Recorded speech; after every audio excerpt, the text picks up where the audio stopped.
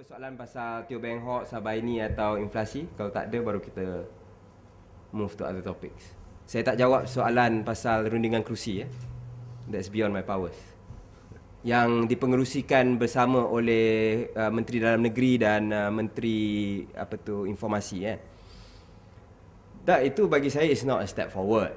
Sebab kalau kita tahu apa yang diminta oleh pengamal media, tuan-tuan dan puan-puan lagi maklum lah, ialah satu sekurang-kurangnya kalau kita bergerak daripada rejim yang ada sekarang, rejim licensing di bawah PPPA, ataupun akta penyiaran dan sebagainya yang ada hari ini, akta penerbitan, percetakan dan penerbitan, akta penyiaran dan lain-lain lagi, itu rejim yang ada hari ini yang bergantung pada perlesenan oleh kerajaan kepada satu self-regulatory body. Misalnya di Britain, of course, Britain is not the best example sekarang, kita pergi negara lain lah.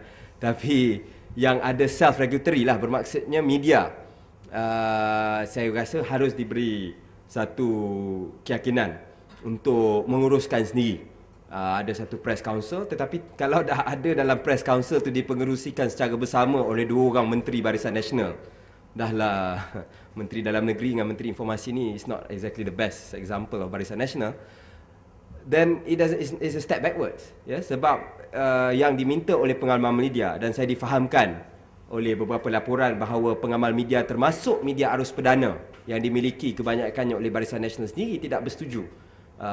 Jadi sepatutnya a step forward, sepatutnya mereka kena towards self-regulation. Tapi ini bukan self-regulation kalau dipengerusikan oleh dua orang menteri. Ia sepatutnya tiada pembabitan pihak eksekutif langsung. Okey, kalau tak bersedia lagi for that, then maybe they can form a committee yang mana pengamal media dapat menggariskan syur mereka sendiri, apa yang step forward untuk membebaskan media daripada cengkaman kerajaan, pada masa sama memastikan media terus bertanggungjawab dalam menjalankan laporan mereka. Kalau bukan self-regulation, then maybe ada other answers. Jadi itu terpulang. I think it's best to let the media to decide. Tapi kalau dah dipengerusikan oleh ministers, then I don't think we can take it seriously. Dan kita tahu bagaimana kenyataan Rais dan kenyataan Hishamuddin selama ini, personal. Tapi Hishamuddin and Rais are not the best examples of does not bode well lah. Does not give confidence, tidak memberi keyakinan kepada orang ramai ataupun pengamal media. I think the best way is to get the media to propose what is cara yang mereka fikirkan terbaik untuk mereka menguruskan media secara bertanggungjawab tanpa adanya atau di luar kerangka Akta Penerbitan dan Percetakan, PPPA, Printing Presses and Publications Act, ataupun Akta Penyiaran, Broadcasting Act, atau apa-apa akta lain lah.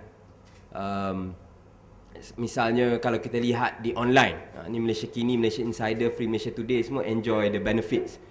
Dia of course still under law, tetapi tidak seketat Akta Printing Presses and Publications Act ataupun Broadcasting Act. Jadi ada ruang yang lebih untuk mereka melaporkan. That is something I think we should look into. Mungkin orang tak kurang akan baca online media kalau mainstream media dapat move towards that regime. Tapi kita tak nampak lagi sebarang petanda. So in short, I don't think it's a good idea lah. It's not a step forward. It's two step backwards. Bukan satu langkah ke hadapan, tapi dua langkah ke belakang.